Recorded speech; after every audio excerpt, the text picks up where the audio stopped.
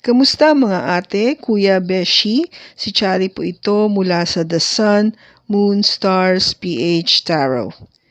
Ipapaalam ko lang po na ito po ay isang general read o pangkahalatang pagbabasa at maaring hindi lahat ay magtugma sa inyong sitwasyon.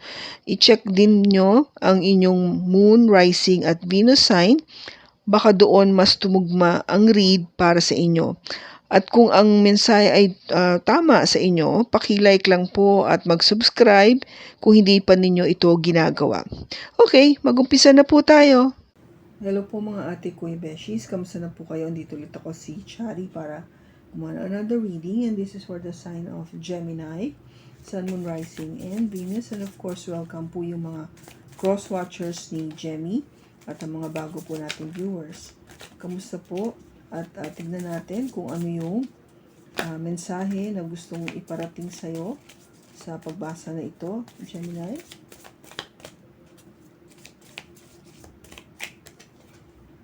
We have love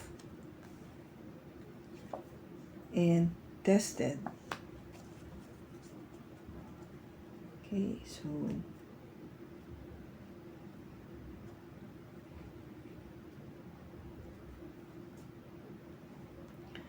dito, of course, love, alam naman natin yan. It conquers all, no? Love is the only real pagdating dito sa ating life o ating buhay. And tested, na tinitignan dito yung lakas at yung kahinaan. No? Tinitignan kung pagdating sa pag-ibig, tinetest dito ang iyong kakayanan, no? Kung gaano kang kalakas o gaano kang kahina pagdating sa pag-ibig. Tignan natin sa tarot kung ano yung mensahe para sa iyo, Gemini. Too many.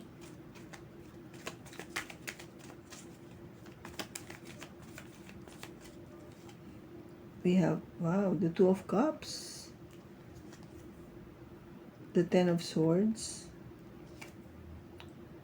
the Ace of Swords, the King of Cups, and the Knight of Pentacles. Bottom niya is the Nine of Swords.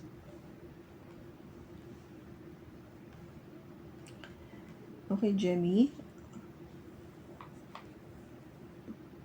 Marami kang pinag-aalala o meron kang matinding pinag-iisipan ngayon na talagang nagbibigay sa'yo ng worry o kaya pag yung ba nagagambala ka, no? Hindi ka kampante, hindi ka makatulog na kung ba dala-dala mo tong iniisip mo matindi, no? Kung ano man itong sitwasyon na to. Maybe it's something to do with yung future mo. Yung future mo pagdating sa pag-ibig o yung future mo na makapag-asawa ka. Tama ba yung Tagalog ko? Na you get yourself into marriage, no? And nakakaano yun, nakaka-stress talaga. Lalo na kung single ka. Kung if you are in a relationship, iniisip mo naman na yung person, hindi ka pa ina-ask, no? Or you haven't made any proposal, nai-stress ka rin. Kasi kung ba, siguro matagal na kayo, and hanggang ngayon, hindi pa rin nagpaparamdam kung may plano siya magpakasal. O meron, hindi mo nakikita na yung person mo ganong ready na pakasalan ka, no? Eventually.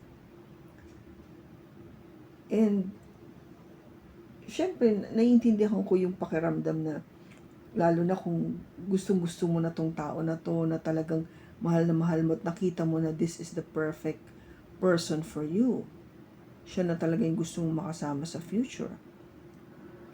But on your side, on your part, hindi mo nga nakikita na this person is kung ba into you seriously.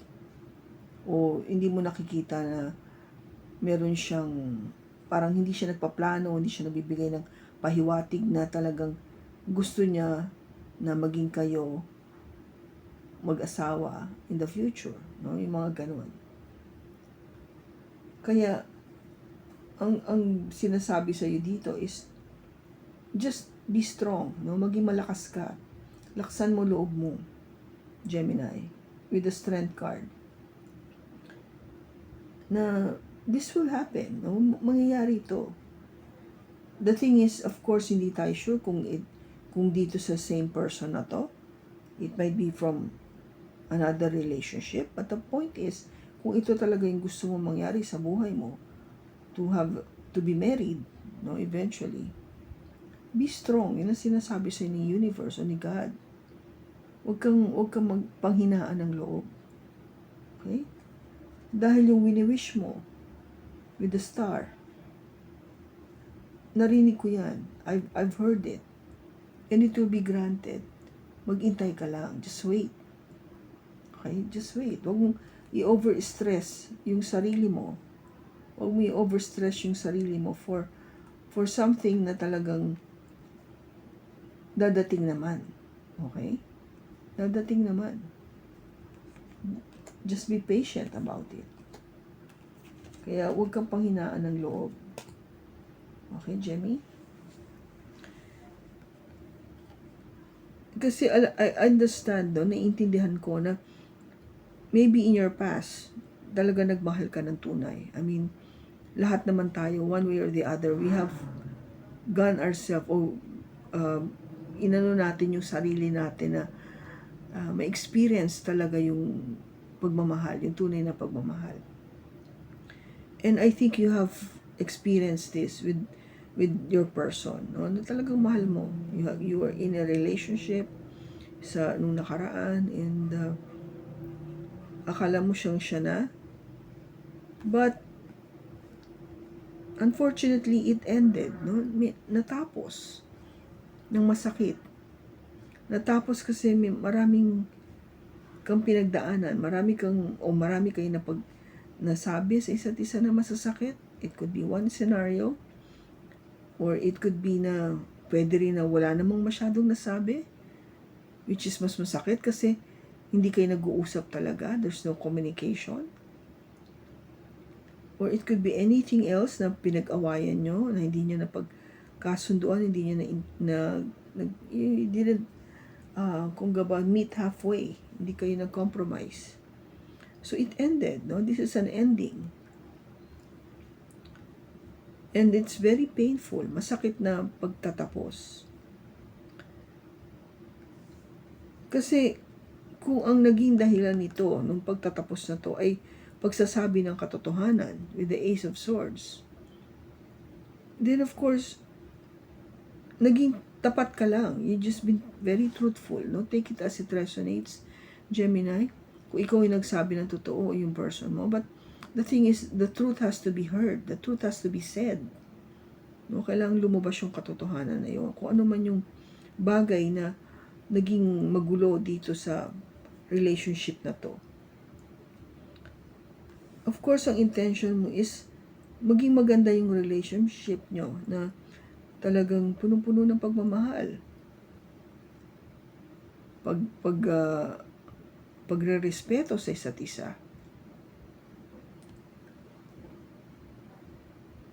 Kaya, ang nagiging advice sa'yo kasi, para hindi mo na maranasan itong nangyari in the past. Kasi kung meron man dadating na panibagong relationship, no? Because the King of Cups is here. There might be somebody coming in from a water sign, Cancer, Pisces, or Scorpio, or an earth sign, Gemini, Taurus, Virgo, or Capricorn. Mag-ano ka, no? Take it slow with the Knight of Pentacles. Dahan-dahan lang. Huwag mabilisan. Baby steps. One day at a time. Kilalanin mo muna mabuti. Huwag todo bigay agad. No, don't be so trusting right away. bibigay mo agad yung puso mo, pagmamahal mo. Kasi nga, eventually, pag gano'n na, ikaw masasaktan eh. You will be the one na ma-hurt sa relationship na to. And of course, ayaw naman natin. No? That's why, andito yung worry, yung pag-worry na yan. Minsan kasi, di ba, kung bakit nangyayari itong ending, it could be a form of a test, no? Yung sabi natin, tinetest ka sa love, you're being tested sa love, sa relationship. Kung gaano kang kalakas o gaano kang kahina. I would take this as something na you are very strong to accept the fact that it ended. Hindi po madaling tanggapin ang katapusan. Masakit, mahirap makalimot. Hindi yun madali. Panahon ang kailangan mo para makalimot sa dati mong pag-ibig. Lalo na kung tingin mo siya na. No? If this person is the one for you, hindi yun madaling makalimutan. But, kasi tingin ko you are a very strong person, Gemini. Kaya mo harapin ang katotohanan. You can face the truth. Hindi lahat ng tao kaya yun. But ikaw, kaya mo. Kaya mong marinig, kaya mong sabihin ang katotohanan. Kaya mo siyang tanggapin. Kahit na masaktan ka o masakit, it's okay. Kasi ng katotohanan, kung gaba na ilabas, nasabi, na-express.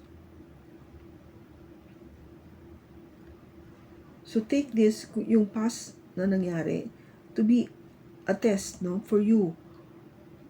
Sa susunod kasi, alam mo na, these are the lessons that needs to be learned. Kaya binigay ito sa'yo o nangyari ito sa'yo. Merong kailangan matutunan. Whatever that is, Gemini. Kaya this time, yung susunod, you're being advised to take it slow. Huwag padaos-daos. Dahan-dahan lang. Para, alam mo yun, you could easily pull yourself out kung hindi talaga okay, and get yourself involved if it's truly the one for you. No? Makikita mo kasi kung talagang ito nang para sa akin, dahan-dahan. Makikita mo lumalalim yung iyong nararamdaman sa tao na to. Now, tingnan natin yung characteristics niya ng person na dadating sa'yo.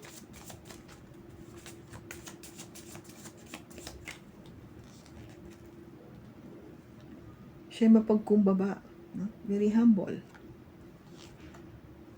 Honest, which is what you like. Diba? Meron siyang anak.